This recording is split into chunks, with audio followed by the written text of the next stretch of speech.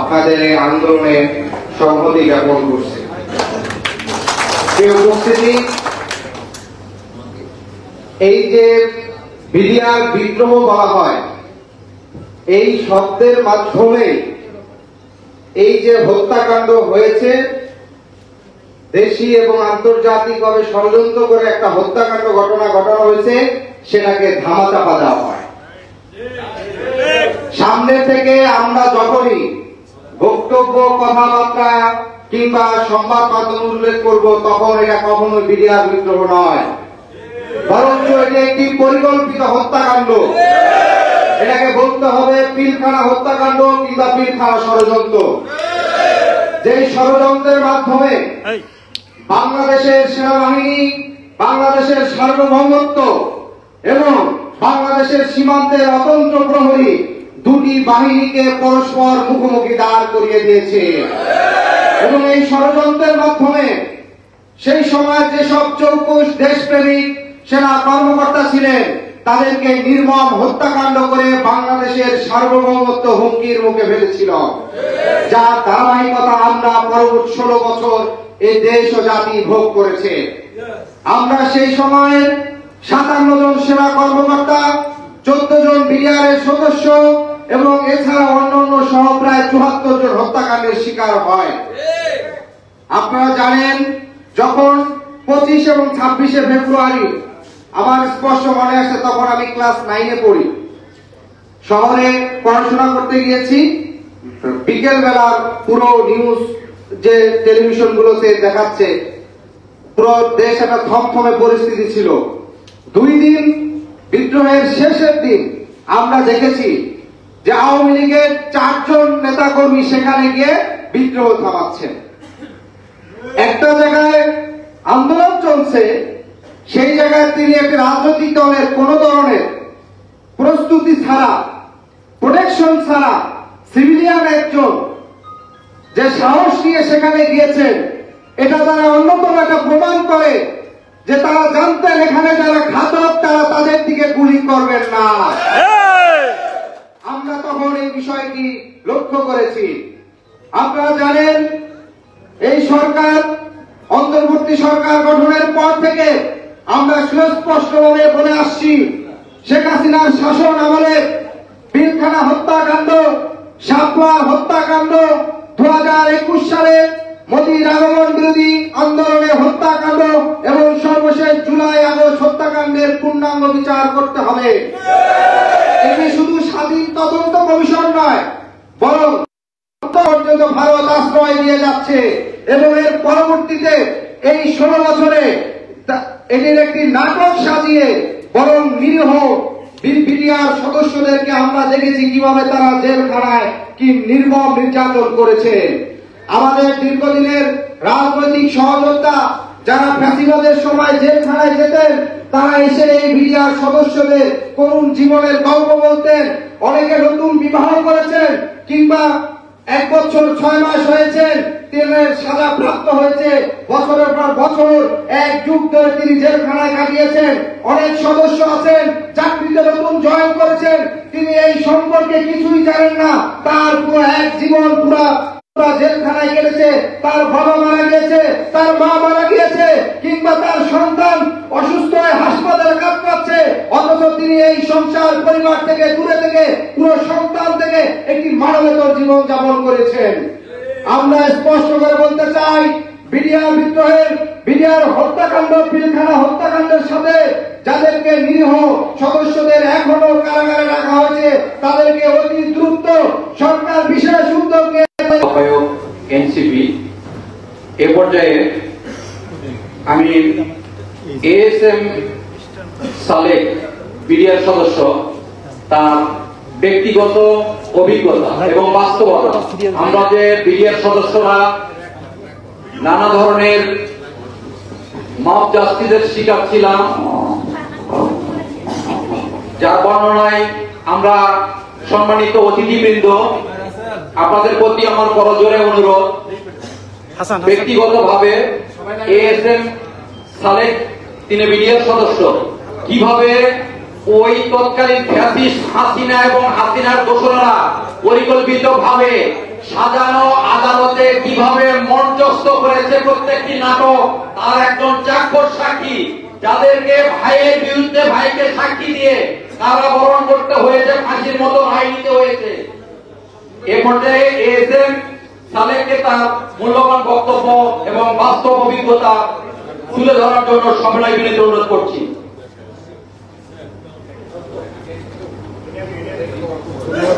আপনার জন্য 18,500 মিডিয়া, আপনার জন্য চলতেছে, অলরেডি চলতেছে। বিসমিল্লাহির রহমানির রহিম। উপস্থিত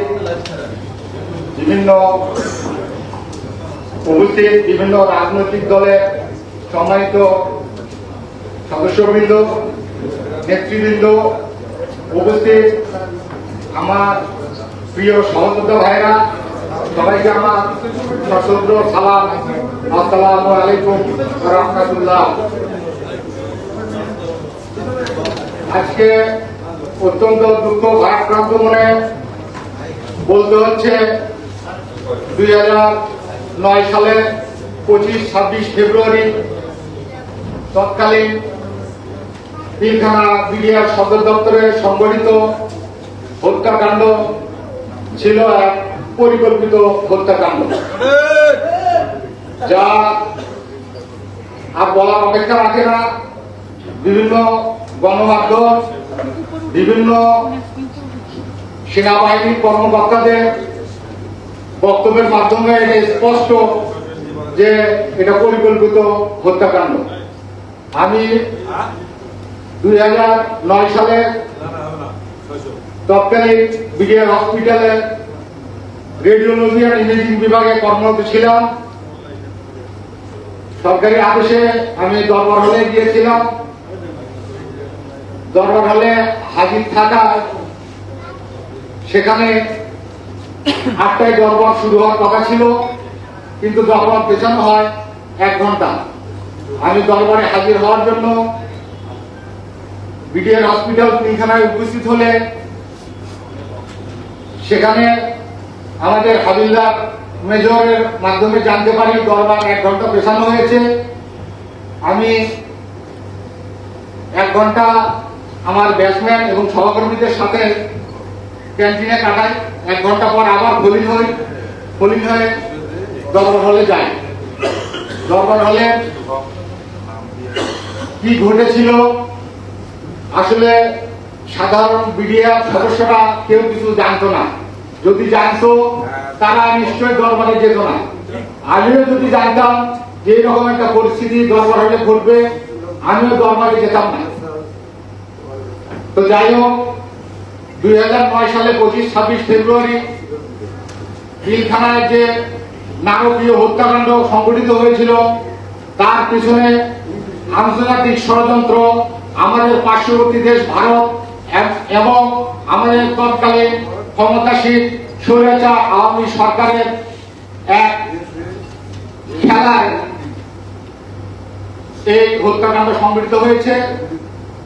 এই হত্যাকাণ্ডের মাধ্যমে তারা তাদের ক্ষমতাকে সুসংগঠিত করেছে, সুসংহত করেছে, ক্ষমতাকে দীর্ঘায়িত করেছে এই হত্যাকাণ্ডের মাধ্যমে। এই হত্যাকাণ্ডের মাধ্যমে বাংলাদেশের 2টি বাহিনীকে মুখোমুখি দাঁড় করানো হয়েছিল। বাংলাদেশ রাইফেলস এবং বাংলাদেশ সেনাবাহিনীকে মুখোমুখি দাঁড় করানো হয়েছিল, যার ফলে বাংলাদেশের স্বাধীনতা সার্বভৌমত্ব ভুলুণ্ঠিত হয়েছে, যার ফলে বাংলাদেশের নিরাপত্তা বিঘ্নিত হয়েছে, যার ফলে তারা দীর্ঘ 16টি বছর অন্যায় শাসন এই বাংলার জমিনে চালিয়ে দিতে পেরেছে, যার কারণে এই আওয়ামী স্বৈরাচারী সরকার তাদের শাসনকে দীর্ঘায়িত করতে পেরেছে। যাই হোক, আমি 2009 সালে 25-26 ফেব্রুয়ারি দরবার হলে হাজির হয়ে আনুমানিক 9টায় দরবার হয়, দরবার শুরু হয়। দরবারের বিভিন্ন আনুষ্ঠানিকতা শেষে ডিজি মহোদয় যখন দরবারে সালাম গ্রহণ করেন এবং সকলের সাথে কুশলাদি বিনিময় শেষে বিভিন্ন বিষয় সম্পর্কে উনি আলোকপাত করতেছিলেন এবং এই মতাবস্থায় দরবার হলের পিছনের দরজা দিয়ে দুইজন অস্ত্রধারী অস্ত্র নিয়ে চিৎকার করে বিজু মহোদয়ের দিকে অগ্রসর হয়। এর মধ্যে একজন অজ্ঞান হয়ে পড়ে যায়, আর একজনকে তার পাশে উপবিষ্ট অন্যান্য অফিসাররা তাকে অস্ত্রমুক্ত করে। অস্ত্রমুক্ত করার পর দরবার হলে উপস্থিত সমস্ত সৈনিকদের মধ্যে হট্টগোল শুরু হয়, যার ফলে সমস্ত সৈনিক দাঁড়িয়ে যায় এবং তারা দরবার হল থেকে বের হয়ে যাওয়ার জন্য উদ্যত হয়। এমন অবস্থায় আমি দরবার হলে সমস্ত সৈনিক দাঁড়িয়ে যাওয়ার ফলে আসলে চতুর্দিকে কি ঘটেছে জানা সম্ভব হয়নি। এরপরে আমি দরবার হলের বাইরে গুলির শব্দ শুনতে পাই। গুলির শব্দ শোনার পরে দরবার হলে উপস্থিত অন্যান্য সৈনিকদের মধ্যে আতঙ্ক ছড়িয়ে পড়ে, ফলে সেখানে অরাজক পরিস্থিতির সৃষ্টি হয়, যা আসলে ভাষায় বর্ণনা করা সম্ভব নয়। আমি আনুমানিক 10-15 মিনিট দরবার হল থেকে নিজেকে রক্ষার জন্য বের হওয়ার চেষ্টা করি। এমত অবস্থায় দরবার হলের উত্তর পশ্চিম কোণের দরজা দিয়ে এমন ভাবে বের হই যেমন ব্যারেল থেকে গুলি ছিটে বের হয়। দরবার হল থেকে বের হয়ে যাওয়ার পর আমি দরবার হলের পাশে বীরশ্রেষ্ঠ নূর মোহাম্মদ স্কুলের পাশে নির্মাণাধীন বিল্ডিং এ আমি সেখানে আরাম নিয়ে কিছুক্ষণ পর্যবেক্ষণ করতে থাকি এবং আশায় ছিলাম হয়তো সামরিক বাহিনীর কমান্ডো অফিসার বিভিন্ন ট্যাঙ্ক, এপিসি এবং হেলিকপ্টার নিয়ে উপস্থিত অফিসারদেরকে নিশ্চয় উদ্ধারে আসবে, কিন্তু ওখানে 10-15 মিনিট অপেক্ষা করার পরেও তাদের উদ্ধারে কোনো পদক্ষেপ আমি দেখতে না পেয়ে ওখানে অস্ত্র ছাড়া উপস্থিত থাকা নিজেকে নিরাপদ মনে করি নাই, যার কারণে আমার নিজের নিরাপত্তার স্বার্থে আমি পিলখানা ত্যাগ করে সরকারি অনুমোদিত বাসায় আমি যাই। সেখানে সরকার নিকটস্থ ইউনিটে জয়েন করার নির্দেশনা দেওয়ার পূর্ব মুহূর্ত পর্যন্ত আমরা বাসায় অবস্থান করি এবং বিভিন্ন গণমাধ্যমের মাধ্যমে পরিস্থিতির পর্যবেক্ষণ করতে থাকি।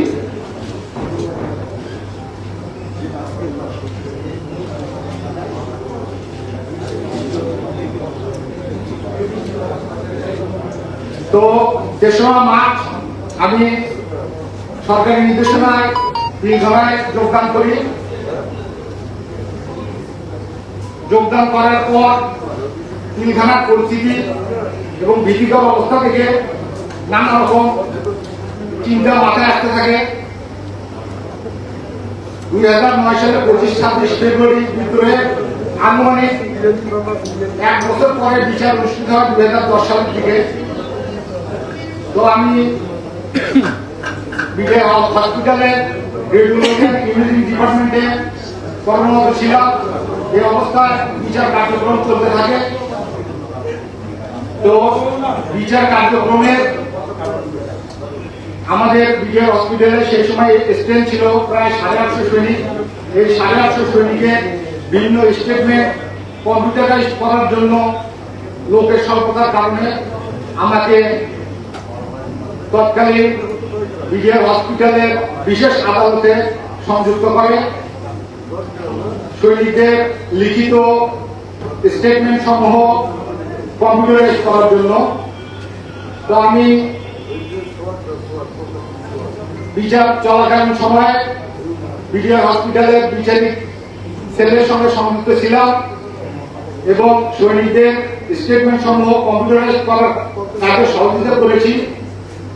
এই অবস্থায় বিচার কি হয়েছে আসলে কোনো বিচারই হয়নি। এটা ছিল একটা সাজানো নাটক। উপরের নির্দেশে কোন ইউনিটে কত আসামি হবে এটা আদেশ সবসময় বিভিন্ন বিভিন্ন পত্রের মাধ্যমে প্রত্যেকটা ইউনিটে আসতো, সেই অনুযায়ী বিচার হতো। আসলে আমি দরবার হলে উপস্থিত ছিলাম, সেই সময় একটা চিঠি আসে যে যারা দরবার হলে হাজির ছিল তারা সবাই চার্জশিটের আওতাভুক্ত হবে। আসলে আমি তো ব্যক্তিগত ইচ্ছায় দরবারে হাজির থাকার কোনো সুযোগ নাই। দরবারে হাজির থাকার জন্য সরকারি আদেশ থাকতে হয়, সেই আদেশে আমি দরবারে গিয়েছিলাম। দরবারে যাওয়াটাই আমার জন্য আমাকে আসামির আওতাভুক্ত করে। তৎকালীন বিডিআর হসপিটালের যে বিচারিক সেলের চেয়ারম্যান ছিলেন, উনি দেখলেন যে আসলে আমার বিরুদ্ধে তো কোনো এলিগেশন নাই, কোনো অভিযোগ নাই, কিন্তু ওই যে চিঠিতে উল্লেখ আছে যে তারা দরবার হলে উপস্থিত ছিল তারা চার্জশিটের আওতাভুক্ত হবে। তারপরে বিচারিক সেলের চেয়ারম্যান আমাকে ডেকে জিজ্ঞাসা করেন, স্যার এরকম চিঠি আসছে, আমি কি করব? আমি বললাম, স্যার আমি তো দরবার হলে আমি আমার নিজের আদেশে যাইনি, সরকারি আদেশে গিয়েছি, আর আমি কোনো অন্যায় করি নাই। সরকারি আদেশ মানা আমার জন্য তখন খরচ ছিল, আমি সরকারি আদেশ মেনেছি, দরবারে হাজির ছিলাম। এরপরে গন্ডগোল শুরু হওয়ার 10-15 মিনিটের মধ্যে আমিও নিজের নিরাপত্তার স্বার্থে পিলখানা ত্যাগ করে আমিও সরকারি অনুমোদিত বাসায় ছিলাম। তারপরে সরকার যখন যোগদান করার নির্দেশনা দেয়, আমি 3রা মার্চ 4 নম্বর গেট দিয়ে পিলখানায় যোগদান করি। এর মধ্যে পিলখানায় কি করেছে না করেছে আমি তো কিছু জানি না, বলতে পারবো। তখন আমার বিচারিক সেলের চেয়ারম্যান বললেন, যেহেতু তার বিরুদ্ধে কোনো অভিযোগ নাই, সে দরবারে হাজির ছিল, আমার সংশ্লিষ্ট বিচারিক সেলের অন্যান্য অফিসারদের সঙ্গে বসে তারা একটা ডিসিশন নিলেন, ঠিক আছে, সে যেহেতু তার বিরুদ্ধে কোনো অভিযোগ নাই, তাকে সাক্ষী লিস্টে নাম দিয়ে তাকে সেভ করার জন্য। তো আমি তারপরও আমার বিচারিক সেলের চেয়ারম্যানকে বললাম, স্যার আমি তো কিছুই দেখিনি, কি সাক্ষী দেব? বলতেছে যে তোমার কিছু বলা লাগবে না, আমরা যেটা বলবো তুমি শুধু সেটা দিয়ে বলবো। বললাম, স্যার আমি এরকম মিথ্যা সাক্ষী দিতে পারবো না, হ্যাঁ আমার পক্ষে এটা সম্ভব নয় বলে আমি সেটি অফিস ত্যাগ করি। এরপরে নিজে চিন্তা করতে থাকি যে আসলে আমার পক্ষে কি করা সম্ভব। আমার অন্যান্য ডিপার্টমেন্টের পরিচিত অফিসারদের সঙ্গে আমি পরামর্শ করি। তারা আমাকে বললেন যে সালেক যারা আসলে আসামির খাতায় নাম গেছে, তুমি হাজার চেষ্টা করলেও তুমি তাদেরকে রক্ষা করতে পারবে না, যেহেতু তারা আসামির খাতায় নাম লেখা হয়েছে, তোমার বিরুদ্ধে যেহেতু অভিযোগ নাই, তুমি আসামির সাক্ষী খাতায় তোমার নাম দিয়েছে, তুমি রাজি হয়ে যাও, তোমার ফ্যামিলি আছে, তাদের কথা চিন্তা করে তুমি তাদের কথা রাজি হয়ে যাও। আমি দেখলাম আসলে আমার পক্ষে একা এর বিরুদ্ধে কথা বলে কোনো লাভ নাই, বাধ্য হয়ে আমি সেদিন রাজি হয়েছিলাম। তো আমি 3 জনের বিরুদ্ধে সাক্ষী দিয়েছি, সেই 3 জন ছিল ব্যক্তিগতভাবে আমি তাদের সঙ্গে যোগাযোগ করেছি। 3 জনের বিরুদ্ধে আমি মিথ্যা সাক্ষ্য দিতে বাধ্য হয়েছি। তো 3 জনের সঙ্গে জোরপূর্বক 3 জনের বিরুদ্ধে মিথ্যা সাক্ষ্য দিতে আমাকে বাধ্য করা হয়েছে।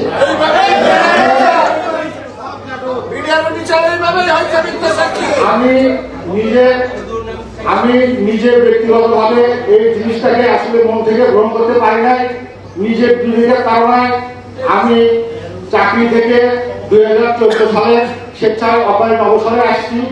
আসার পর আমি ব্যক্তিগতভাবে যাদের বিরুদ্ধে আমাকে মিথ্যা সাক্ষ্য দেওয়া হয়েছে তাদের খোঁজ করতে থাকি এবং তাদের সঙ্গে ব্যক্তিগতভাবে যোগাযোগ করি এবং আমি তাদেরকে যে কোনো আদালতে আমি আপনাদের পক্ষে ছাপায় সাক্ষ্য দিতে রাজি আছি। আপনারা এই বিষয়ে আমার কাছে সর্বপ্রকার সহযোগিতা পাবেন। আমি ওই মিথ্যা সাক্ষ্য দেওয়ায় ব্যক্তিগতভাবে আমি সেই চাকরিকে নিজেকে আমি আসলে মেনে নিতে পারি নাই, যার কারণে বিডিআরে আসলে বিডিআরে ঢোকা সহজ, কিন্তু চাকরি থেকে বের হওয়া সোজা নয়। চাকরি থেকে বের হতে বিভিন্ন পদ্ধতির মাধ্যমে বের হতে হয়। এই কারণে আমি বের হতে 2014 সাল পর্যন্ত আমাকে অপেক্ষা করতে হয়েছে। অবশেষে আল্লাহর অশেষ রহমতে আমি 2014 সালে স্বেচ্ছায় অবসর গ্রহণ করতে সক্ষম হই। তারপরে আমি তাদের সঙ্গে ব্যক্তিগতভাবে যোগাযোগ করি, করে তাদের কাছে আমি ব্যক্তিগতভাবে ক্ষমা প্রার্থনা করি এবং তাদেরকে সর্বপ্রকার সহযোগিতা করার জন্য আমি তাদেরকে ওয়াদাবদ্ধ হই। এবং তারা আমাকে বলেছে যে ভাই, আপনার প্রতি আমাদের কোনো অভিযোগ নাই, আমরা তো জানি আসলে আপনি ইচ্ছাকৃতভাবে এটা দেন নাই, আপনি বাধ্য হয়েছেন, আপনি তাই এই আমাদের বিরুদ্ধে মিথ্যা সাক্ষ্য দিয়েছেন, আমরা আপনাকে ক্ষমা করে দিয়েছি। যাই হোক, আমার ঘটনাতে বলা যায় পরিলক্ষিত হয় বিডিআরের যে বিশেষ আদালত গঠন করে বিচার করা হয়েছে, সারা বাংলাদেশে 18টি বিশেষ আদালত গঠন করে যে বিচার করা হয়েছে, এই বিচার ছিল ক্যাঙ্গারু কোর্টের বিচার।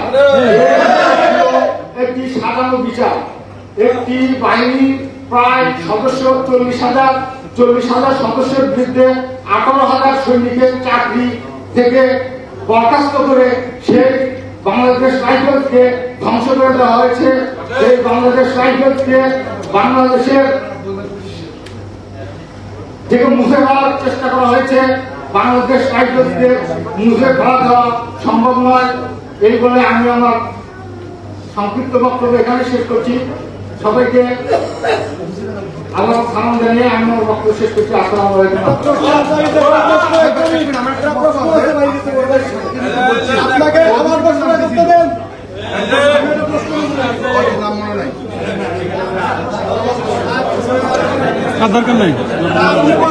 জোর করে তৎকালীন ফ্যাসিস্টরা যেভাবে মিথ্যা সাক্ষী দিতে আমার পঞ্চগড়ের 25 ব্যাটালিয়নে তৎকালীন অ্যাডভোকেট আপনার সরকারি পবিত্র সুপ্রিম কোর্টের তিনি বলছেন কোনো কিছু সুযোগ নাই এখানে বিডিআর করে সাজা দেওয়ার, তারপরে কেন আপনাকে সাজা দিয়ে 7 বছর চাকরিচ্যুত করে হইল? ধন্যবাদ এএসএম সালেক। সত্য এবং ধর্মের জাতি নিভৃতে খুব ধীরে ধীরে চলে, পিট পিট করে জ্বলতে থাকে সত্যের বাতি। তাই যদি না হতো হাসিনার চাইতে বড় প্ল্যানার এই দেশে কেউ ছিল না। কিন্তু সে কখনোই কল্পনা করে নাই তার প্রতিপক্ষ সেই মাসুম বাচ্চাগুলি রাস্তায় নেমে তার পথ শূন্য করবে, তার পায়ের নিচে মাটি সরাবে। বাস্তবতা এটাই সত্য, পৃথিবীতে কেউ চিরদিন বেঁচে থাকবে না। ধন্যবাদ। এই পর্যায়ে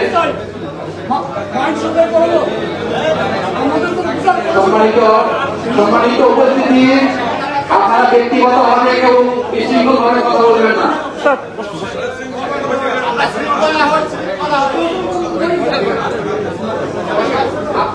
সম্মানিত উপস্থিতি, আপনাদের প্রয়োজনেই কিন্তু আজকের এই অনুষ্ঠান। আপনারা আবেগতাড়িত হয়ে সময় ক্ষেপণ করবেন না। এখানে সম্মানিত আমন্ত্রিত অতিথিবৃন্দ আছে, তাদেরকে আমরা যে বিষয়টি আমাদের বিষয়টি গঠনমূলক ভাবে তুলে ধরেছি তাদেরকে আমাদের সাথে সময় করার জন্য সংহতির জন্য তাদেরকে আমন্ত্রণ জানিয়েছি।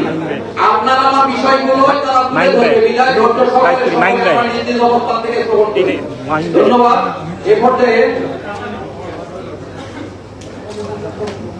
এ পর্যায়ে আব্দুল্লাহ হাসান, যুগ্ম সাধারণ সম্পাদক, গণ অধিকার পরিষদ, জনাব সংক্ষিপ্ত বক্তব্য রাখার জন্য সবিনয়গুলিকে অনুরোধ করছি।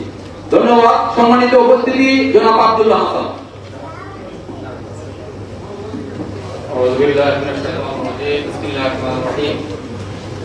বিডিআর কল্যাণ পরিষদ কর্তৃক আয়োজিত আজকের এই প্রতিবাদ সভায় উপস্থিত বিডিআর সদস্যগণ, উপস্থিত রাজনৈতিক নেতৃবৃন্দ, সবাই শুভেচ্ছা। বন্ধুরা আমার, বিগত 17 বছরে প্রেসিডেন্ট শেখ হাসিনা এই বিডিআর হত্যাকাণ্ডের এই আলোচনায় বোঝা যায় যে বিডিআর এই 17 বছরে যে আওয়ামী লীগ যে দুঃশাসন এই দেশে চালিয়েছে, এই দুঃশাসন শুধু বাংলাদেশের জনগণকে ভোটাধিকার থেকে হরণ করে নেই, জনগণের অধিকার, জনগণের ন্যায্য অধিকার থেকে তাদেরকে বঞ্চিত করছে। যেভাবে বিডিআরদেরকে তাদের ন্যায্য অধিকার থেকে বঞ্চিত করছে, তারা অন্যায়ভাবে তাদেরকে দোষারোপ করে একটি নাটক সংগঠিত করে, যে 9 সালে যে একটি নাটক সংগঠিত করছে, যে হত্যাকাণ্ড চালাইছে, আমাদের এই সৈন্যদেরকে হত্যা করে বিডিআরের উপর চাপিয়ে দিয়েছে। এতে সালেক ভাই তার একটি জ্বলন্ত উদাহরণ। সালেক ভাই একটু আগে সেই নিজেই সাক্ষী দিতে, তাদেরকে মিথ্যা সাক্ষী দিতে বাধ্য করছে। 17 সাল থেকে যে আমাদের উপর যে এই স্বৈরাচার চাপিয়ে বসেছে, আমরা এখন এই স্বৈরাচারকে মুক্ত করে আমরা একটা স্বাধীন দেশ পেয়েছি। এই স্বাধীন দেশে যদি আমরা এই মিডিয়ার বাইরের এই কান্না যদি আমরা শুনতে না পাই, তাহলে আমরা কখন শুনবো? এখন আমি এই স্বাধীন দেশের সরকারকে বলবো, এই মিডিয়াদের উপর যে অত্যাচার হয়েছে, যে নির্যাতন হয়েছে, তাদেরকে অন্যায়ভাবে চাকরিচ্যুত করছে, তাদের চাকরি তাদের ফিরিয়ে দেওয়া হোক এবং তাদের প্রতি যে অন্যায় হয়েছে সেই অন্যায়ের বিচার হোক। এই আসসালামু আলাইকুম ওয়া রাহমাতুল্লাহ। ধন্যবাদ আব্দুল্লাহ হাসান ভাই, যুগ্ম সাধারণ সম্পাদক গণঅধিকার পরিষদ। এই পর্যায়ে জনাব ফারুক হাসান, মুখপাত্র গণঅধিকার পরিষদকে তার মূল্যবান বক্তব্য রাখার জন্য সম্মানিত জনাব ফারুক হাসান সম্মানিত। এটা হয় না, এদিকে তুই কর।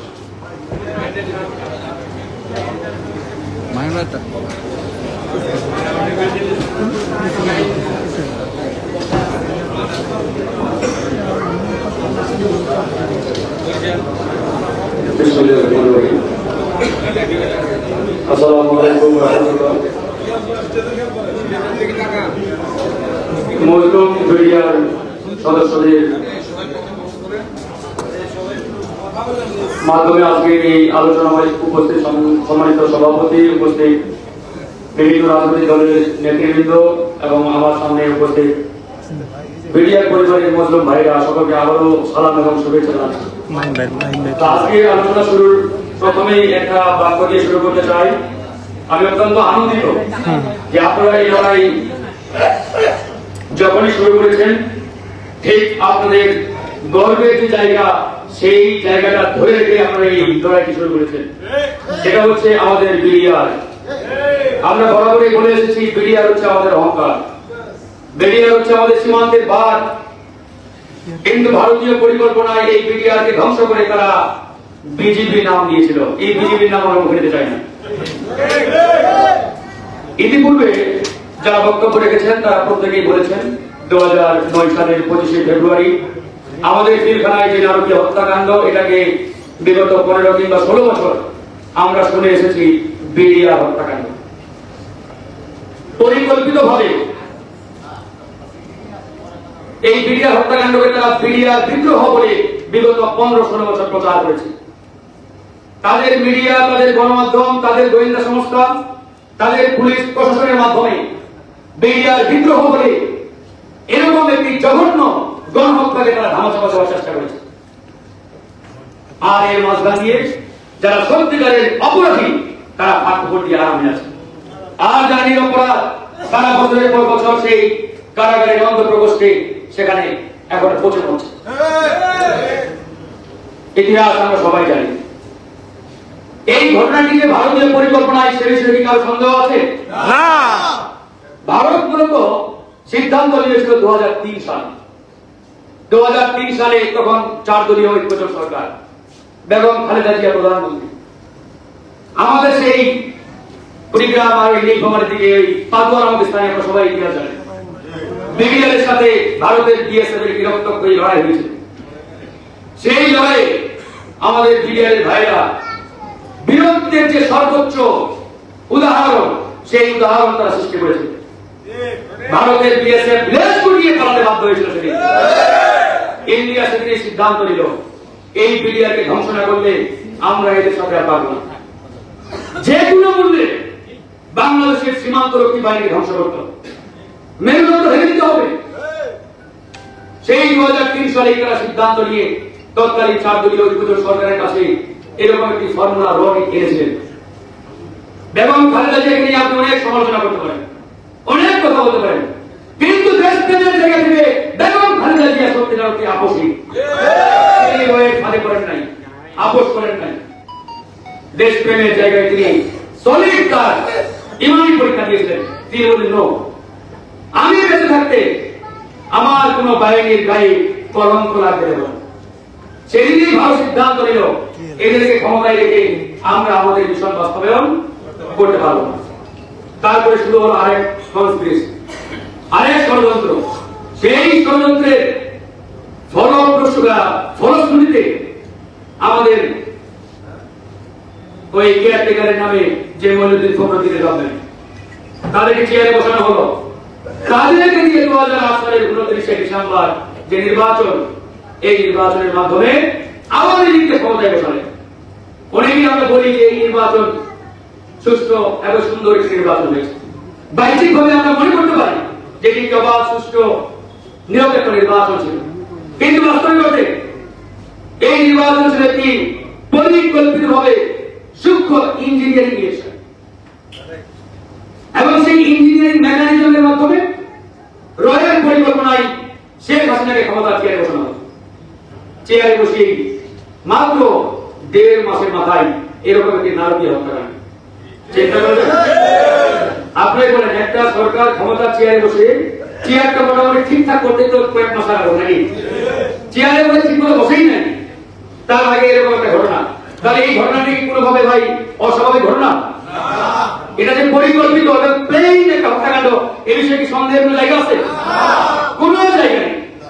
আগে থেকেই সব পরিকল্পনা, সব নীল নকশা তারা প্রস্তুত রেখেছিল।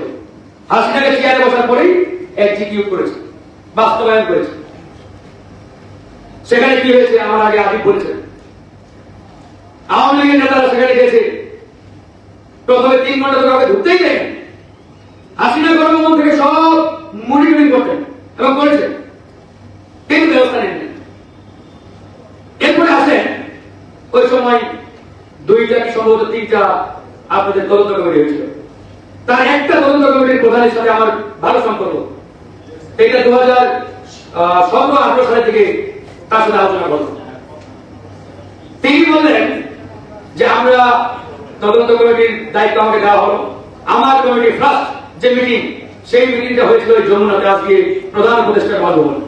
তখন একটা রাষ্ট্রীয় অতিথি ভবন ছিল, ওখানে প্রথম বৈঠক। সেখানে ডাক্তার দীপুমণি, স্বরাষ্ট্র মন্ত্রী, আরো বেশ কয়েকটা মন্ত্রী, প্রায় 7-8 জন বৈঠকে বসছে। বসার পরে মানে ওরা ওই যে আমরা যেমন ওই বিদেশ ভ্রমণে যাই, গল্প করে আড্ডা দিই, মানে কারো হৃদয়ে মনে বিন্দু পরিমাণ কোনো কষ্ট নাই। এরকম যে একটা নারকীয় হত্যাকাণ্ড বাংলাদেশের ইতিহাসে, এরকম একটা জঘন্য হত্যাকাণ্ড আমি মনে করি 71 পরবর্তী সময় কখনো হবে না। তাদের ভিতরে কষ্ট থাকবে না ভাই? মানে তারা আমোদ ঘুরতে ব্যস্ত, মানে দেশে কিচ্ছু হয় না। তখন দেখে দেখে সেই সেনাবাহিনীর সাবেক, নাম বলছি না, আপনারা হয়তো অনেকে চিনবেন, তিনি প্রচন্ড ক্ষিপ্ত হয়ে বলেন যে উঠেন, আমরা এখন এই ফিল্ডে যাবো, মানে ফিল্ডে যাবো। এটা বলে তারা উঠে গেল। মানে এটা দিয়ে তিনি বুঝাতে চাইলেন যে এটা যে তাদের একবার একটা মিশন, পরিকল্পিত হত্যাকাণ্ড, এই বিষয়ে আর আমাদের বুঝা বাকি থাকবে না। তা না হলে এরকম একটা হত্যাকাণ্ডের পরে এমপি, মন্ত্রী কিংবা যাই করেন, এদের ভিতরে একটা অন্যরকম একটা অনুভূতি থাকার কথা, একটা কষ্টের জায়গা থাকার কথা, ঠিক না? কিন্তু তারা কেউ নাকি কফি খাচ্ছেন, কেউ ফল খাচ্ছেন, কেউ বিদেশি খাবার খাচ্ছেন, আর ওই গল্প গুজব আনন্দ করতে হচ্ছে, এরকম ব্যবস্থা। তো এই হচ্ছে তার মুখ দিয়ে নিজে শোনা হলো। এরপরে ইতিহাসটা সবাই জানে। এখন আমাদের যে বক্তব্য, এই ঘটনাটি যে একটি ভারতীয় পরিকল্পনায় পরিকল্পিত হত্যাকাণ্ড, সবাই জানে, সারা পৃথিবীর মানুষ জানে। এরপরে আমরা একটি বিপ্লবের মাধ্যমে 2024 সালের 5ই আগস্ট অন্তর্বর্তীকালীন সরকারকে নিয়ে আসলাম। এই সরকারের কাছে মোটা থেকে আমাদের চাওয়া ছিল যে বিগত 15 বছর যারা নির্যাতিত, নিপীড়িত, ভিকটিম, এরা যাতে ন্যায় বিচার পায়। আপনি ডক্টর মোহাম্মদ ইউনূস, আমরা আপনাকে ভালোবাসি, এদেশের 20 কোটি জনগণ আপনাকে ভালোবাসে। আপনার প্রতি একটা মানুষের কোনো প্রশ্ন নাই, কোন নেতিবাচকতা নেই। আপনি চেয়ারে বসার পরপরই আপনার উচিত ছিল সবার আগে বিডিআর হত্যাকাণ্ডের করে নাই। শুরুতে আমি ফারুক হাসান, আমাদের দল সবার আগে মাঠে গিয়েছিল, আপনার সাক্ষী। আমরা মাঠে নামলাম, স্বরাষ্ট্র উপদেষ্টার সাথে 2 বার মিটিং করেছি। তারপরে তারা একটা ল্যান্সার দিয়ে তদন্ত কমিটি করার চিন্তা করলেন। তারপরে আমি বিডিআরের আর ওই সেনাবাহিনীর সাবেক কয়েকজনকে আবারও গেলাম নিয়ে। সচিবালয় স্বরাষ্ট্রমন্ত্রী জাহির সাহেবকে বললাম, এই যে আপনি তদন্ত কমিটির উদ্যোগ নিলেন, এই কমিটির প্রধান কি হবে? আর যে কমিটি আপনি করছেন, ধরেন এই কমিটি আপনার স্বাক্ষরে হবে, এমন তো হতে পারে এই ঘটনার সাথে আপনাকে জেরা করার প্রয়োজন হতে পারে। তাহলে আপনার স্বাক্ষরে যে কমিটি করবেন, এই কমিটি আপনি স্বরাষ্ট্রমন্ত্রীকে কি জেরা কিংবা ওই আপনাকে জেরা করার হিম্মত রাখবেন? রাখবেন না। এই কমিটি লাভ নেই। আমরা যেরকম কমিটি, আমরা চাই একটা রাষ্ট্রীয় কমিশন, এবং এই কমিশনের প্রধান হতে হবে সাবেক আপিলের ডিভিশনের বিচারপতি, এবং এই কমিশন হতে হবে প্রেসিডেন্ট কর্তৃক গেজেটেড, যাতে বাংলাদেশের সেনা প্রধান থেকে শুরু করে যে কেউ যদি তারা প্রয়োজন মনে করে জেরা করতে পারে, এরকম পাওয়ারফুল কমিশন করতে হবে। আমি ফারুক স্পষ্ট বলেছিলাম লেফটেন্যান্ট জেনারেল জাহির সাহেবকে। এরপরে যাই হোক অনেক ঘটনা ঘটেছে, আপনারা সবাই জানেন। তারপরে শেষমেশ তারা একটা কমিশন করলো, কিন্তু সেটাও অতটা শক্তিশালী না। তো কমিশন যেহেতু করেছেন, আলহামদুলিল্লাহ সঠিকভাবে তদন্ত করে রিপোর্ট দেন, দিতে পারেন। আজ পর্যন্ত কি করেছে আল্লাহ জানে। তো এই যদি অবস্থা, এদেশের মানুষ তো ন্যায় বিচার পাবে না। এদেশের মানুষ এই ধরনের একটা সুন্দর সুরাহা চায়। কি ঘটেছিল সেদিন, তার রহস্য উন্মোচন হোক, এটা এদেশের জনগণ চাই। কিন্তু বাস্তবে করতে আমরা এই 17-18 বছর হয়ে গেল, আজ পর্যন্ত এই ঘটনার কুল কিনার কিছু না। তার মানে কি এরাও এই ঘটনাকে ধামা চাপা দিতে চাই কিনা, এটা তো একটা সন্দেহের জায়গা তৈরি হয়েছে নাকি? এমন হতে পারে যাদের কাছে আমরা কমিশন দাবি করছি, যাদেরকে আমরা বলছি তদন্ত করেন, এরাও জড়িত কিনা, এটাও কিন্তু একটা বড় প্রশ্ন। এই কথাগুলো বলতে হবে, এই প্রশ্নগুলো করতে হবে। তা না হলে আজকে বিপ্লবের 10 মাস 9 মাস হয়ে গেল। এই 9-10 মাসে আমার দেশের মানুষ আজকে কেন সেই বিডিআর হত্যাকাণ্ডের কুল কিনার আজ জানতে পারে? ঠিক না? আমরা 30 সেকেন্ড ওয়েট করি, না দিয়ে আলাদা হচ্ছে।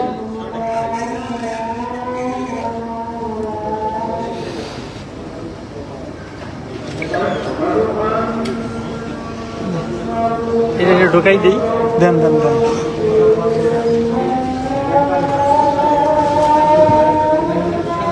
ঢোকাই দিবেন একটু, এটা একটু ঢোকাই দিন। ও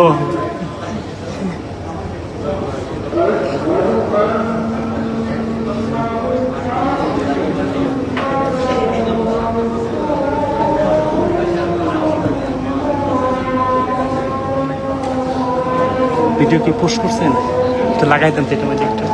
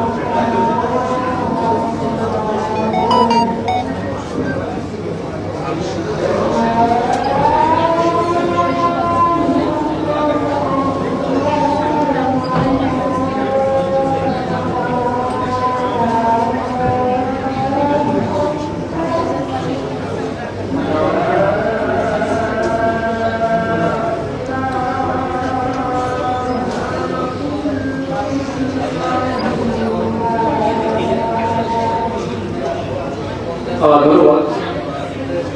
আমি যেটি বলছিলাম যে আমাদের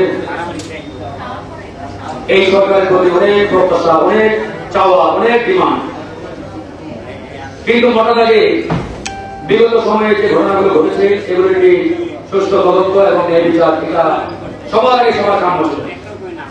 প্লিজ ভাই একটু শুনে কথাগুলো, কথা অনেক বলা যায়। আপনারা আসছেন এখানে একটা ন্যায় বিচারের জন্য নাকি?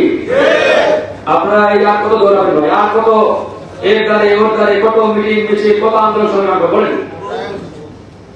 মাঠে নেমেছেন এসপার ওসপার, আমি আবার বলছি একবারে ফলাফল ধরে না আসা পর্যন্ত মাঠ ছাড়বে না। এই বিডিআরের সদস্যদের পক্ষে সেই বিগত 5-7 বছর ধরে আমরা ধারাবাহিক কথা বলে যাচ্ছি। ধারাবাহিক আপনাদের জন্য আমরা কত আন্দোলন করেছি, কত কথা বলেছি, স্ক্রিন নাও বলে যাচ্ছি। এটা আমাদের আফসোসের জায়গা।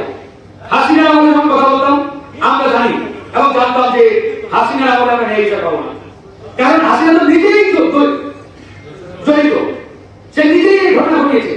তো যে ঘটনা ঘটিয়েছে সে কখনো এই ঘটনা বিচার করবে? তো আমরা জানা সত্ত্বেও তারপরেও লড়াইটা জারি রেখেছি। এই জন্য জারি রেখেছি যে হাসিনার পতনের পরে যারা আসবে তাদের মাধ্যমে আমরা ন্যায় বিচার পাবো। কিন্তু আজকে এই সরকার ক্ষমতা ছেড়ে বসার পরেও যে মানুষগুলো ভিকটিম, নির্যাতিত, নিপীড়িত, এরা ন্যায় বিচারের মুখ দিতে পারছে। তাই এইভাবে যদি হয় আপনার এখানে আমরা যাবো কোথায়? এই বিডিআর হত্যাকাণ্ড হয়তো যেখানে কোনো ঘটনা না, সাধারণ কোনো ঘটনা না, এটা সবার আগে আমি মনে করি বাংলাদেশের 1 নম্বর প্রায়োরিটি থাকা উচিত যে আমরা এই ঘটনাটা সুস্থ তদন্তের মাধ্যমে আমরা বিচার করতে চাই। যারা ভিকটিম তাদের আমরা ন্যায় বিচার দিব, যারা দোষী তাদেরকে আমরা বিচারের মুখোমুখি করবো। সেটা হচ্ছে না। কেন হচ্ছে না? ওই যে বললাম, দলের মধ্যে যদি বিড়াল থাকে তাহলে তার কিছু করার নেই, সর্ষের ভিতরে ভোট, এরকম একটা অবস্থা। তো আপনাদেরকে আওয়াজ করতে হবে, করা হবে বড় পরিসরে। আমি প্রত্যেকটা রাজনৈতিক দলকে বলবো, যারা এখানে আমরা আছি, যারা এই বাইরে রয়েছে, বিডিআরের কোনো রাজনৈতিক দলের সদস্য না। এই ঘটনা কোনো রাজনৈতিক ঘটনা নয়, এই ঘটনা বাংলাদেশের সার্বভৌমত্বের সাথে জড়িত। এই ঘটনার সঠিক সুষ্ঠু তদন্তের জন্য আমাদের প্রত্যেককে কথা বলতে হবে। আমি ওই বিএনপি, আমি ওই জামাত বা গণ অধিকার বা অন্য কোনো দল, আমাদের একটা দায়িত্ব রয়েছে এই ঘটনার পুঙ্খানুপুঙ্খ একটা তদন্ত সাপেক্ষে এই ঘটনার রহস্য উন্মোচন, সেই জায়গা থেকে আমাদের কথা বলতে হবে। তা না হলে আগামীতে এরকম ঘটনা আবারও ঘটতে পারে, ভবিষ্যতে যাতে এরকম ঘটনা না ঘটে এই জন্য এই ঘটনা একটা সুষ্ঠু হাত অতীব জরুরি, অতীব জরুরি। তাই আপনাদেরকে আমি উদাত্তভাবে আহ্বান জানাবো, আপনারা অবশ্যই এই ঘটনার শেষ না হওয়া পর্যন্ত মাঠ ছাড়বেন না। মাঠ ছেড়ে দিবেন লাভ নাই। কয়েকদিন আপনারা গরম কর্মসূচি দিয়েছিলেন, কাজ কিন্তু কিছুটা হয়েছে। এই যে এখন ঠান্ডা হয়ে গেছে, কাজ কিন্তু আবার ডাউন। এই হচ্ছে বাংলাদেশের অবস্থা। হয় আমরা রাজনীতি করি, আমরা সবাই জানি ওই যে কথা আছে, লোহা পিটাতে হয় গরম থাকা অবস্থায়, ঠান্ডা হবে যতই পিটান আপনি। তো সুতরাং আপনাদের অনেকে ভাই, বাবা, চাচা, মামা অনেকেই কারাগারে বন্দী। আমি যখনই চলে গেছি তাদের কষ্টে জায়গাগুলো আসলে একবারে আমি না দিই। তবে অত্যন্ত আরেকটা ভালো লাগার জায়গা, কারাগারে গেলে বিডের ভাইরা নিজের পরিবারের মতো আপন করে আমাদের যত্ন করেন, মানে টেক কেয়ার করেন, খুব ভালো লাগে। মনে হয় ভাই, আপন ভাই। পরিবারের অনেক দুঃখ কষ্টের এবং পরিবারের সাথে যে দীর্ঘদিন দেখা হয় না, এই জিনিসগুলো তাদের সাথে আলাপ আলোচনা করে আমাদের মানে ভুলে যায়। সেই 2017-18 সাল থেকে আমরা জেলে যাওয়া শুরু করছি। তো ভাইদের সাথে এই কথা বলে জন্যই বলছি যে ওনারা এত সুন্দর ব্যবহার করেন আমাদের সাথে। এই মানুষগুলো যখন বছরের পর বছর জেলে বলেন, আমাদের এটা ভালো লাগার জায়গা। ওরা বলতো ভাই আপনারা রাজনীতি করেন, ভবিষ্যতে যদি আপনারা পথ পরিবর্তন করতে পারেন আমাদের বিষয়টা খেয়াল রাখবেন। এখনো চিঠি করে অনেকে কারাগার থেকে, কিন্তু ভাই কি করে বলেন, ওই যে কথা আছে, যে যাই রঙ্গাই সে হয় রাবণ। যারাই চেয়ার পায় তারাই নিজেকে আমেরিকার প্রেসিডেন্ট মনে করে। জনগণের কথা ভুলে যায়, জনগণের দিকে তাকানোর সময় হয়। এই হচ্ছে বাস্তবিক অবস্থা। ওই তো ওটাই বলছি আর কি। এই যদি হয় অবস্থা, তাহলে বলেন আমরা ন্যায় বিচার কোথায় পাবো, কার দিকে যাবো, কোন দিকে যাবো? আজকে ইন্টারিম সরকারের কাছে কত প্রত্যাশা, আমাদের কত চাওয়া, মনে লাগে সেগুলো বাস্তবায়ন করলে আজকে বাংলাদেশ চেহারায় 9-10 মাসে অনেকটাই পরিবর্তনের আভাস আমরা পেলাম। কিন্তু করে নাই, কেন করবে, কিভাবে করবে বলেন? ইউনূস সাহেব তিনি আমাদের দেশের জন্য একটা অমূল্য সম্পদ, মহামূল্যবান সম্পদ। এই সম্পদকে আমরা হারাতে চাই না। এটা যেমন সত্য, তার চতুর্দিকে যারা রয়েছে তার 99% আমেরিকা দালাল। এই ভারতীয় দালালদের দিয়ে বাংলাদেশের ন্যায় বিচার সম্ভব? কোনোভাবেই সম্ভব না। ভাবতে গেলে তারা গালাজা করতে দেবে না, টেনে ধরবে। এই হচ্ছে অবস্থা। আমরা বলেছিলাম এই চেয়ারগুলো ভালো ভালো বসান, প্রত্যেকটা চেয়ারে নির্বিচার যারা দিতে পারবে এরকম সঠিক ব্যক্তিদের বসান, দেশপ্রেমিক নাগরিকদের প্রমোশন দিয়ে বড় বড় দায়িত্ব দেওয়া হবে না। এমন ব্যক্তিদের চেয়ার দেওয়া হচ্ছে, প্রমোশন দিয়ে বড় বড় দায়িত্ব বসানো হচ্ছে যারা ওই ইন্ডিয়ার তাবেদারি করে, ইন্ডিয়ার গোলামি করে, আওয়ামী লীগের গোলামি করে। এরকম ব্যক্তিদের কাছ থেকে এক চাইতে ভারতীয় আশা করা সম্ভব। এরা পর্যন্ত ডক্টর মোহাম্মদ ইউনূসকে ব্যর্থ করার জন্য উঠে পড়ে লেগেছে।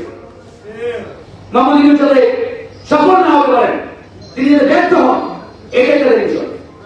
তারা এই ঘটনার কুল কিনারা পর্যন্ত হবে না। আমার প্রশ্ন, বিএনপির ভাইরা এখনো কেন পারে না? নিরপরাধ যারা তারা কেন পারে না?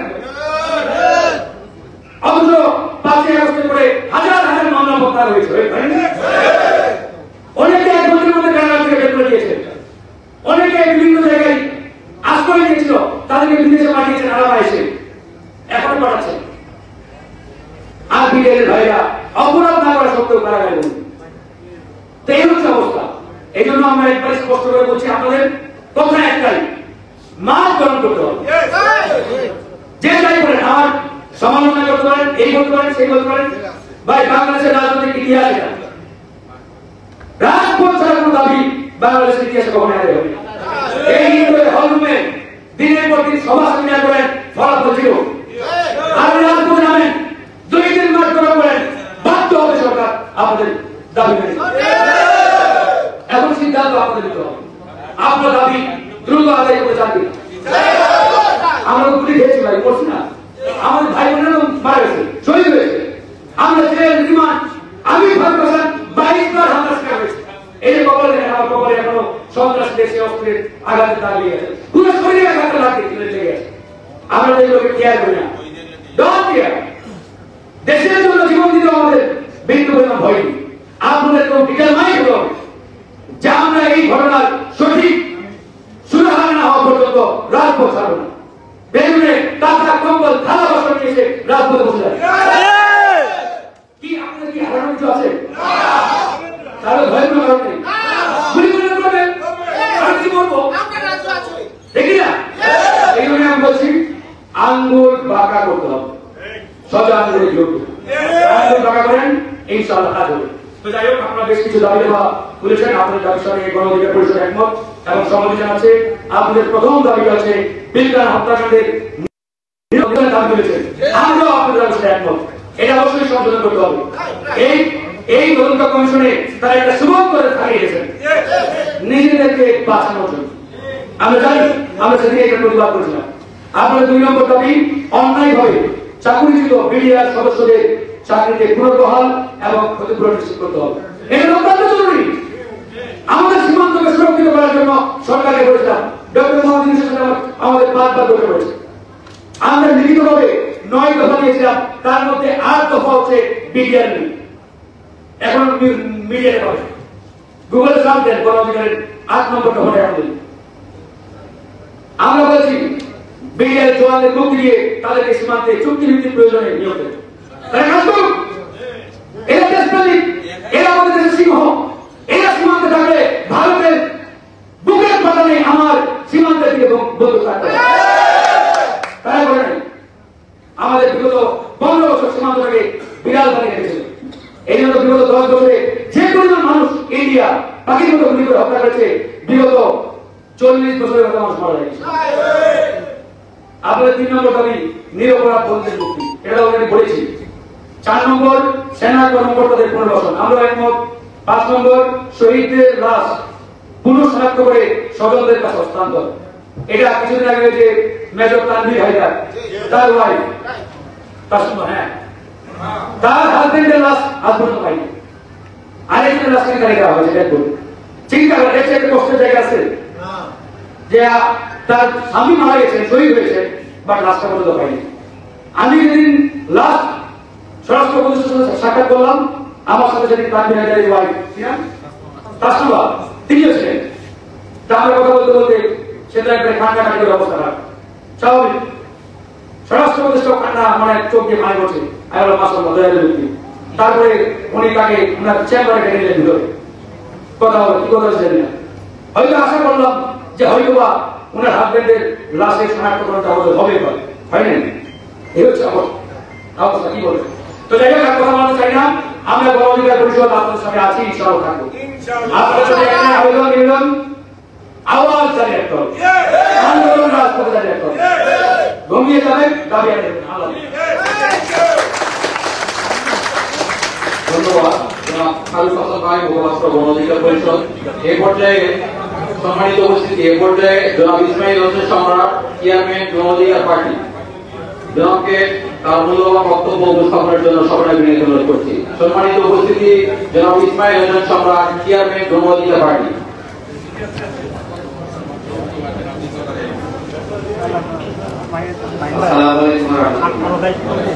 চলতে থাকবে। আপনাদের কাছে আমরা রাজনীতিবিদ হয়ে একটা রাজনৈতিক দলের পক্ষ থেকে দুঃখ প্রকাশ করছি যে বাংলাদেশে স্বাধীন হয়েছে, স্বাধীন হওয়ার 9 মাস পরেও আপনাদের এখানে এসে আমাদেরকে প্রোগ্রাম করতে হচ্ছে। এটা আমরা মনে করি যে আমাদের জন্য খুবই দুঃখের বিষয় যে আমরা এত সময় নষ্ট করে এখন আপনাদের ডাকে কেন আসছি। এই বিষয়টা কেন দীর্ঘ 9 মাসে শোনা হয় নাই। দেখুন, 2009 সালের 25 এবং 26 ফেব্রুয়ারি বাংলাদেশের স্বাধীনতা এবং সার্বভৌমত্বের আকাশে যে কালো সূর্য উঠেছে, সেটা আমরা মনে করছি যে খুনি হাসিনার পতনের পরে সেই সূর্য ডুবে যাবে। কিন্তু আমরা দেখছি যে খুনি হাসিনার পতনের পরে ঠিক একই চক্র এই বিডিআর হত্যাকাণ্ডের সুষ্ঠু বিচার এখন পর্যন্ত করতে দিচ্ছে না। তারা বিচারের নামে বরাবর 9 মাস প্রহসন করেছে। আমরা আর কোনো প্রহসন চাই না। আমরা এখানে বিডিআর দাবি নিয়ে আসি না, বিডিআর হত্যাকাণ্ড নিয়ে দাঁড়াই নাই। আমি দাঁড়িয়েছি আমার দেশের স্বাধীনতা এবং সার্বভৌমত্বের বিষয় নিয়ে। যারা আমার দেশের স্বাধীনতা এবং সার্বভৌমত্ব 2009 সালে কবরস্থ করেছে, একটা হত্যাকাণ্ডের মধ্য দিয়ে, একটা হত্যাযজ্ঞের মধ্য দিয়ে বাংলাদেশে পরপর 3টা জাতীয় নির্বাচন করেছে বিনা ভোটে। বাংলাদেশে একটা পুতুল সরকার পরিচালনা করেছে, একটা পুতুল সরকার কায়েম করেছে। আমাদের সংগ্রাম হচ্ছে তাদের বিরুদ্ধে, আমাদের সংগ্রাম হচ্ছে দিল্লি দাসত্বের বিরুদ্ধে, আমাদের সংগ্রাম হচ্ছে খুনি হাসিনার বিরুদ্ধে। সর্বত কারণেই সেই সংগ্রামের বিরুদ্ধে যখন আমরা দাঁড়াই, তখন আমরা দেখতে পাই আমাদের সেই মজলুম মিডিয়াদের কান্না। যারা পারিবারিকভাবে ক্ষতিগ্রস্ত হয়েছে, সামাজিকভাবে ক্ষতিগ্রস্ত হয়েছে, অর্থনৈতিকভাবে ক্ষতিগ্রস্ত হয়েছে, তাদের এই ক্ষতিপূরণ কে দিবে? আপনারা তো হত্যাযজ্ঞ গড়িয়ে ইন্ডিয়াতে পালিয়ে গিয়েছেন, আর আপনাদের দোসররা দেশে বসে সেই হত্যা সুষ্ঠু বিচার করতে দিচ্ছে না।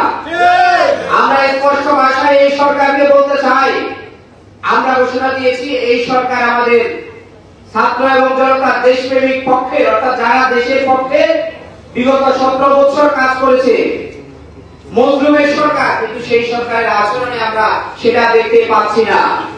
সুতরাং আমরা সরকারকে স্পষ্ট ভাষায় হুঁশিয়ার করে বলবো, এই হত্যাকাণ্ডের বিচারে শুধুমাত্র একটা হত্যাকাণ্ড নয়, একটা হত্যাযজ্ঞ নয়, এই হত্যাকাণ্ডের বিচারের সাথে 3টা বিনা ভোটে জাতীয় নির্বাচন, বাংলাদেশে একটা পুতুল সরকার, বাংলাদেশের বাহিনীগুলোকে বিতর্কিত করা, বাংলাদেশের স্বাধীনতা এবং সার্বভৌমত্ব জড়িত সঙ্গত কারণে এই হত্যাকাণ্ডের বিচার যতদিন না হবে, দেশপ্রেমিক শক্তি, দেশপ্রেমিক রাজনৈতিক দলগুলো আপনাদের সাথে মাঠে থাকবে।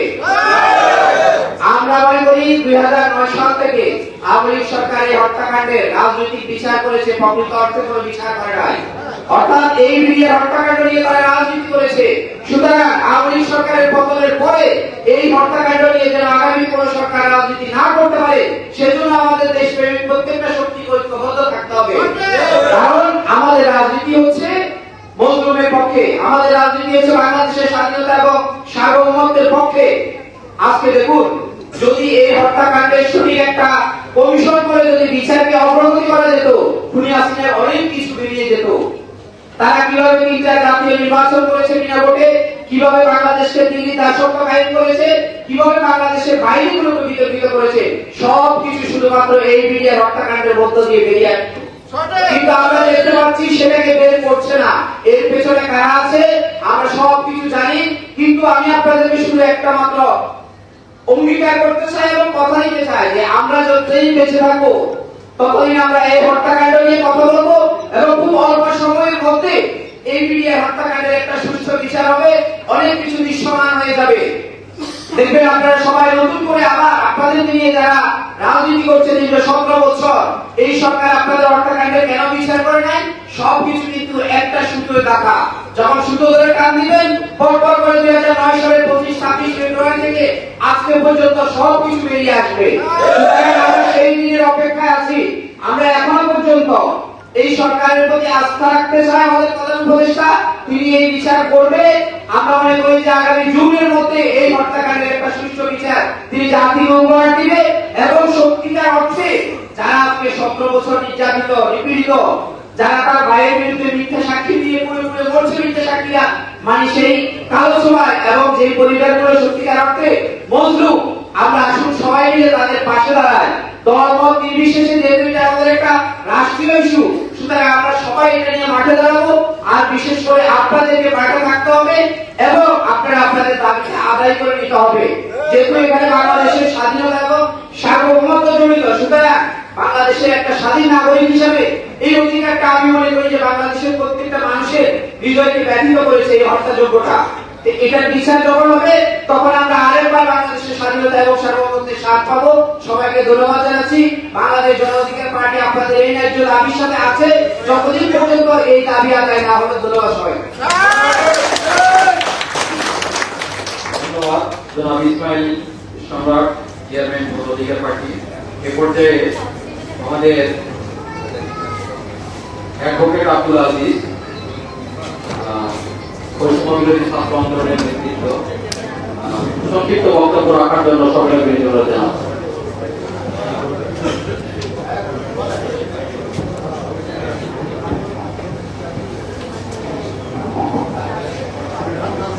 আসসালামু আলাইকুম। বিসমিল্লাহির রহমানির রহিম। ওয়াল আসর ইন্নাল ইনসানা লাফী খুসর إلا الذين آمنوا وعملوا الصالحات وتواصوا بالحق وتواصوا بالصبر.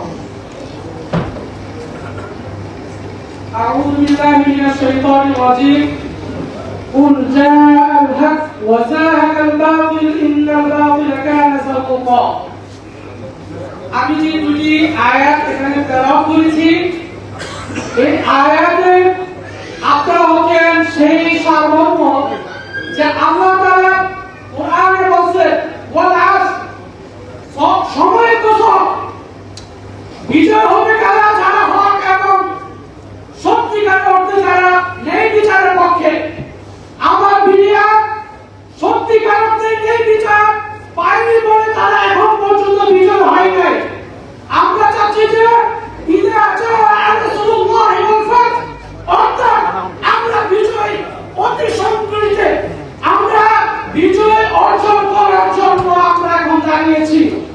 আমাদের যারা নেতৃবৃন্দ আছেন তাদেরকে আমি একটা স্পষ্ট বার্তা দিতে চাই, আপনারা এখানে রাজনৈতিক উদ্দেশ্যে শুধুমাত্র রাজনীতি করার জন্য আমাদের পাশে থাকবেন না।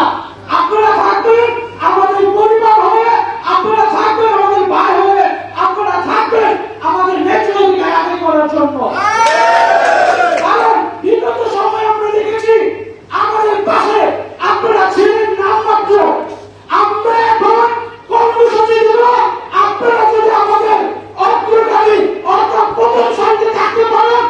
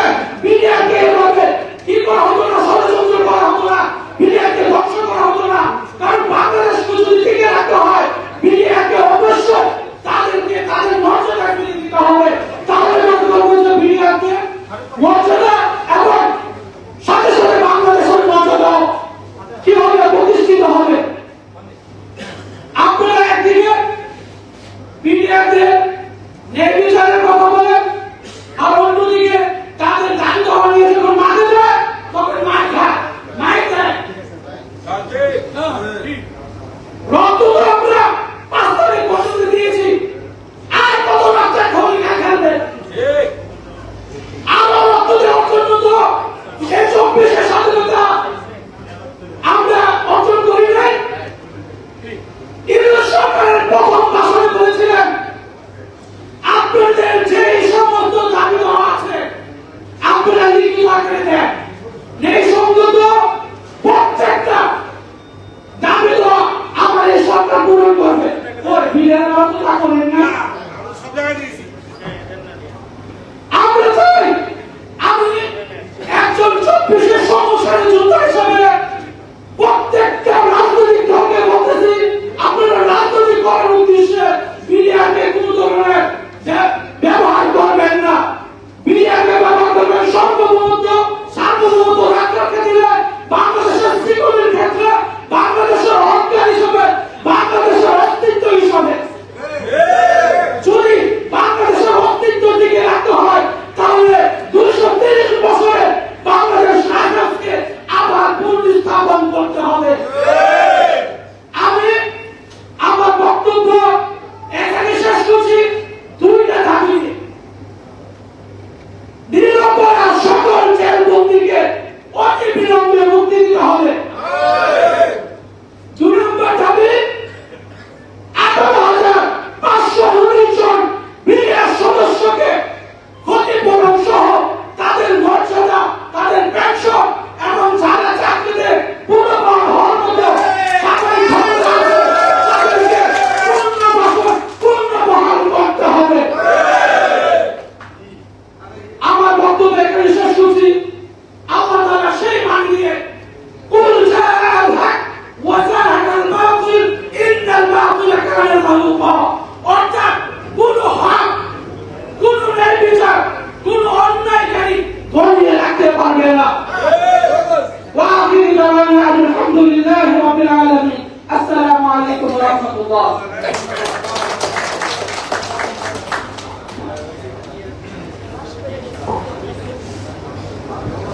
ধন্যবাদ অ্যাডভোকেট আব্দুল আজিজ। এ পর্যায়ে জনাব আরিফ বিল্লাহ, অন্যতম নেতৃত্ব আমজনতা দল। সম্মানিত উপস্থিতি, জনাব আরিফ বিল্লাহ অন্যতম নেতা বাংলাদেশ আমজনতা দল।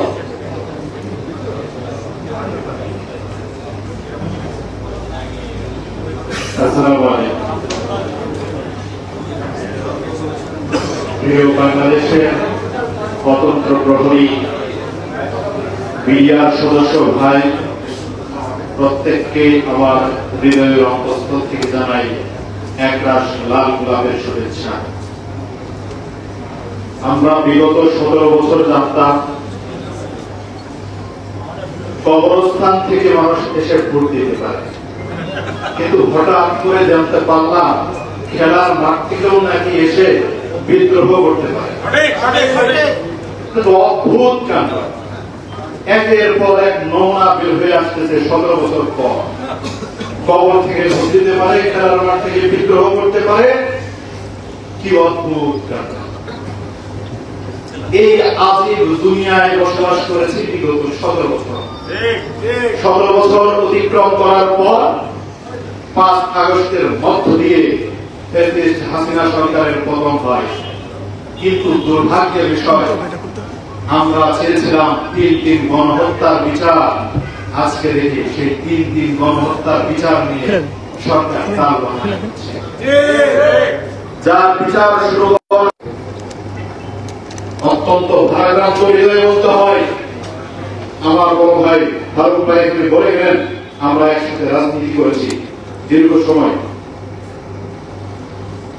স্বরাষ্ট্র উপদেষ্টা জাহাঙ্গীর সাহেবের কাছে সেই দিন আমরা একসাথে গিয়েছিলাম। তাকে বলেছিলাম যে আপনি তো ছিলেন এই তদন্ত কমিশনের প্রধান, দায়িত্বশীল ছিলেন, কি তদন্ত করেছেন? উনি এক কথার ফাঁকে বলে ফেলেছিলেন, আমার কাছে তদন্ত রিপোর্ট তুলে দেওয়া হয়েছিল। উনি আর স্পষ্ট করতে পারে নাই যে বাকিটা কি হয়েছে। আমরা বাকিটা ধরে নিয়েছি কি হয়েছে। আওয়ামী লীগ তদন্ত রিপোর্ট তৈরি করে তদন্ত কমিশনের কাছে হস্তান্তর করে এটাই আপনারা পাবলিশ করবেন। এই ছিল বিগত সময়ের তদন্ত কমিশনের রিপোর্ট। সেই জন্য 18,500 অধিক এই বিডিআর সদস্যদেরকে আজকে পর্যন্ত ভোগান্তিতে ভুগতে হচ্ছে। প্রিয় বন্ধুগণ, কথা পরিষ্কার, অনেক সময় অতিবাহিত হয়েছে, অনেক তাল বাহানা, অনেক কিছু হয়েছে, আর তাল ক্ষেপণ আমরা করতে চাই না। যারা অপরাধ করে নাই, পৃথিবীর কোন আদালতে তাদেরকে শাস্তি দেওয়ার মতো নৈতিকতা রাখে না। যারা অপরাধ করেছে তাদেরকে মুক্তিও দেওয়া হয় না। কিন্তু নিরপরাধ বিডিআর সদস্যদেরকে আপনারা কেন এখনো পর্যন্ত সুষ্ঠু তদন্তের মাধ্যমে যাচাই বাছাই করছেন না? শুধু তাদেরকে অপরাধী তকমা দিয়ে, রাষ্ট্রদ্রোহী তকমা দিয়ে তাদেরকে এখনো কেন এই সমাজের মধ্যে, রাষ্ট্রের মধ্যে কোণঠাসা করে রেখেছেন?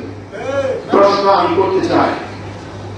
তাদেরও একটা জীবন, পরিবার, ফ্যামিলি সবকিছু নিয়ে দুনিয়ায় বেঁচে থাকতে হয়। চাকরিটা কেড়ে নিয়েছেন, রিজিকের ব্যবস্থাটাও কেড়ে নিয়েছেন। আজকে তারা দরিদ্র সীমার নিচে। আমি শুনতে পেরেছি কোন কোন ফ্যামিলি তাদের চিকিৎসার অভাবে ক্যান্সার আর বিভিন্ন রোগে আক্রান্ত হয়ে নীরবে নিস্তব্ধে মৃত্যুবরণ করেছে। তাদের খোঁজ নেওয়ার মতো এই বাংলাদেশে একজন মানুষ ছিল না। আমি শুনতে পেরেছি এক পরিবারে তার 2 ভাই বিডিআর সদস্য ছিলেন, বাবাও নাকি বিডিআর সদস্য ছিলেন, আর ওই নারীর হাজবেন্ড বিডিআর সদস্য ছিলেন। একটা পরিবার থেকে যদি 4 জন সদস্য বিডিআর এর সদস্য হয় আর 4 জনকেই আসামি করা হয়, ওই নারীর বেঁচে থাকা আর মরে যাওয়া এক সমান কিনা? আমি শুনতে পেরেছি এক মায়ের সন্তান, তিনি কোন অস্ত্র চালানিও জানতেন না, কিছুই জানতেন না। তিনি পিলখানার মধ্যে একজন ইলেকট্রিশিয়ান ছিলেন, তিনিও সেখানে আসামি হয়েছেন। এইগুলো অদ্ভুত কাণ্ডগুলো আমরা জানতে পারি। তাই প্রিয় বন্ধুগণ, আজকে এই আলোচনা সভার মাধ্যমে সরকারের কর্মগ্রহণে পৌঁছাতে চাই। আর কাল বিলম্ব না করে, যেহেতু একটা কমিশন হয়েছে, এই কমিশনের মাধ্যমে খুব অল্প সময়ের মধ্যে সুষ্ঠু তদন্ত করে নিরপরাধ যে সকল সদস্যরা আছে তাদেরকে অতি দ্রুত মুক্তির ব্যবস্থা করে দেন। 2-1 জন হয়তো অপরাধী থাকতে পারে, সেটা আইন ব্যবস্থা গ্রহণ করবে, আর বাকি যারা আছে তাদেরকে মুক্তির ব্যবস্থা করে দিতে হবে। অথবা যারা দীর্ঘ সময় যাবৎ ক্ষতিগ্রস্ত হয়েছে তাদের ক্ষতিপূরণ দেন। যাদের এখনো বয়স আছে তাদেরকে চাকরিতে পুনর্বহাল করে, যাদেরকে অন্যায়ভাবে চাকরি থেকে চাকরিচ্যুত করা হয়েছে তাদের ক্ষতিপূরণ অবশ্যই দিতে হবে, সুদে এবং আসলে। কারণ দীর্ঘ সময় তারা পরিবার নিয়ে কষ্টে আছে, তাদের ভোগান্তির কোনো শেষ নেই, তাদের সন্তানদেরকে পড়াশোনা করাতে পারেনি ভালোভাবে, তাদের ফ্যামিলিকে ভালোভাবে ভরণ পোষণ দিতে পারেনি। শুনতে পেরেছি এক বাবা নাকি তার সন্তানকে পড়াশোনা খরচ না চালাতে পেরে সেই সন্তানকে অন্য ব্যক্তির কাছে পালন দিয়েছে। এই হলো বাবার অবস্থা। তাও চায় তার সন্তান যেন অন্যের কাছে গিয়ে পড়াশোনা করে। এই ছিল বিডিআর সদস্যদের অবস্থা। আজকে সর্বশেষে একটি কথাই বলতে চাই, তাও বাহানা আমরা শুনতে চাই না। সময় অনেক হয়েছে, সময় অনেক পার হয়েছে, দিন শেষ, সময় শেষ, এবার ফাইসালার পালা হয়েছে। আর কালকে করবেন না, মুসলিমদের উপর আর অন্যায় করবেন না, আর কোন মুসলিম এদেশে নির্যাতিত হোক সেটা আমরা চাই না। 24-এর গণঅভ্যুত্থানের মধ্য দিয়ে বাংলাদেশ থেকে বৈষম্য নিরসন হয়েছে, কিন্তু আর কারোর সাথে যদি বৈষম্য করা হয় আমরা কেউ চোখ থাকতে প্রস্তুত নই।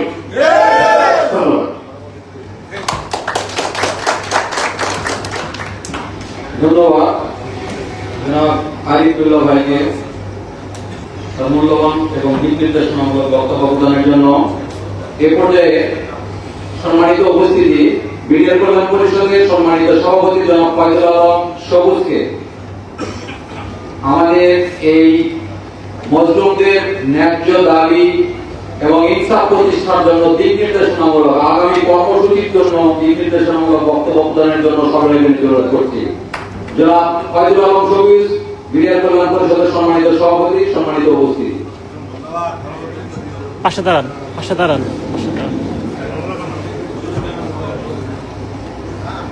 উপস্থিত প্রিন্ট মিডিয়া, ইলেকট্রিক মিডিয়া এবং আমাদের বিভিন্ন সংগঠনের নেতৃবৃন্দ এবং আমাদের মিডিয়া কল্যাণ পরিষদের সারা বাংলাদেশ থেকে কমিটির সদস্যরা এবং নির্যাতিত মিডিয়ার পরিবার, চাকরিচ্যুত মিডিয়ার সদস্য, সকলকে জানাই আসসালামু আলাইকুম ওয়া রাহমাতুল্লাহ এবং শুভেচ্ছা। আমরা 2009 সালে সকলে আমরা ক্ষতিগ্রস্ত। আমাদেরকে বিভিন্নভাবে চাকরিচ্যুত করা হয়েছে।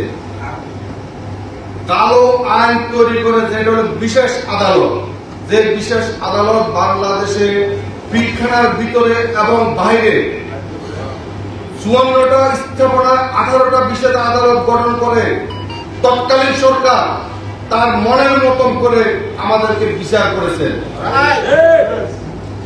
এরপরে সিউট সামারি কোর্ট, দিদি সামারি কোর্ট বিভিন্নভাবে আমাদের সদস্যদেরকে বাধ্যতামূলক অবসর এবং ডিসমিস বা বিভিন্নভাবে জেল জুলুমের অত্যাচার সহ চাকরিচ্যুত করা হয়েছে।